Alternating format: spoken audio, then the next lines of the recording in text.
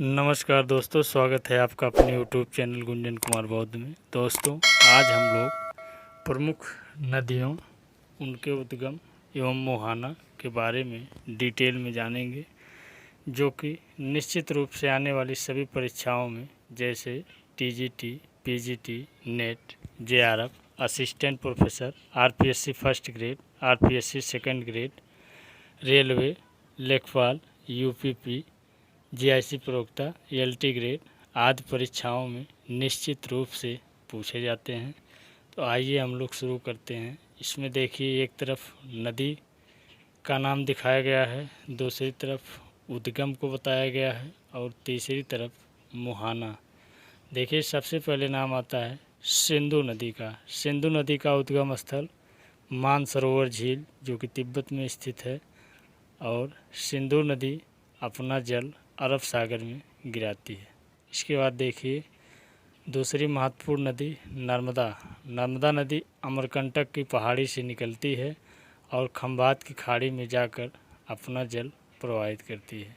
इसके बाद ताप्ती नदी मुल्ताई पहाड़ी, जो कि मध्य प्रदेश में है, निकलती है और खंभात की खाड़ी में अपना जल गिराती है।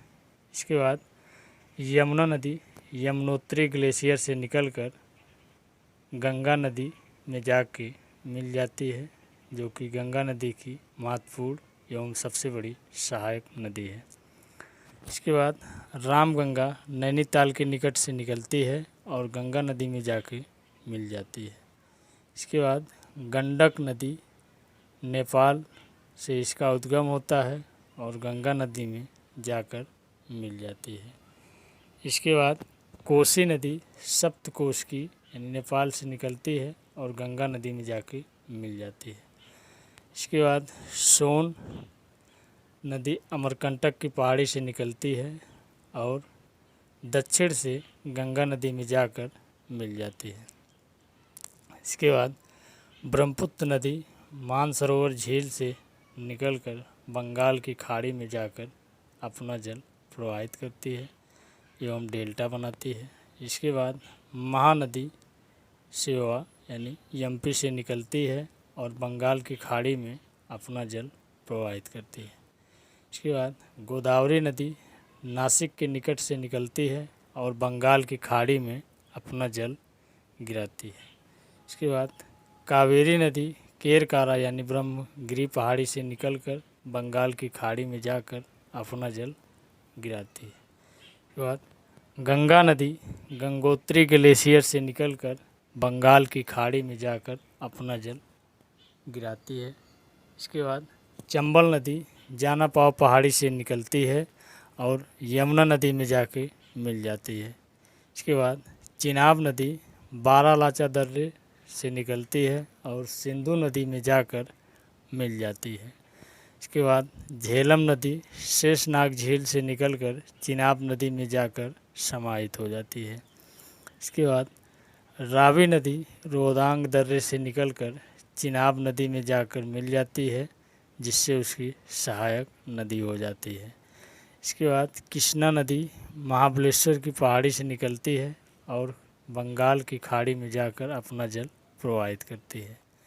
इसके बाद लूनी नदी, जो कि परीक्षा की दृष्टि से बहुत ही महत्वपूर्ण है, नाग पहाड़ी से निकलती है और कच्छ के रण में अपना जल प्रवाहित करती है। इसके बाद ब्यास नदी रोहतांग दर्रा से निकलकर सतलज नदी में जाकर समाहित हो जाती है। इसके बाद सतलज नदी मानसरोवर झील से निकलकर चिनाब नदी में जाकर मिल जाती है।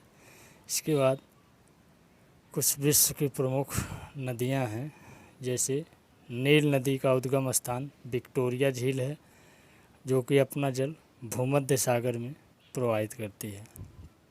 के बाद अमेजन नदी लैगोविल फेरो से निकलती है और अटलांटिक महासागर में अपना जल प्रवाहित करती है। इसके बाद वांगहो नदी कुनलुन पर्वत से निकलकर चील की खाड़ी में जाके गिरती है। इसके बाद डेन्यूब नदी ब्लैक फॉरेस्ट पर्वत से निकलकर काला सागर में अपना जल प्रवाहित करती है। इसके बाद बोल्गा नदी सिल्डाई पठार से निकलकर कैस्पियन सागर में अपना जल प्रवाहित करती है। इसके बाद यांगसी नदी तिब्बत के पठार से निकलकर चीन सागर में अपना जल प्रवाहित करती है। इसके बाद कांगो नदी लुआलगिया से निकलकर अटलांटिक महासागर में अपना जल प्रवाहित करती है। दोस्तों, ये रहे कुछ प्रमुख नदियाँ एवं उनके उद्गम स्थल एवं उनके मुहानों से संबंधित महत्वपूर्ण तथ्य जो निश्चित रूप से सभी परीक्षाओं में पूछे जाते हैं। तो दोस्तों, ऐसे ही नॉलेजफुल वीडियो पाने के लिए हमारे यूट्यूब चैनल से जुड़े रहें एवं हमारे यूट्यूब चैनल को लाइक, शेयर, सब्सक्राइब ज़रूर करें। जय हिंद, वंदे मातरम।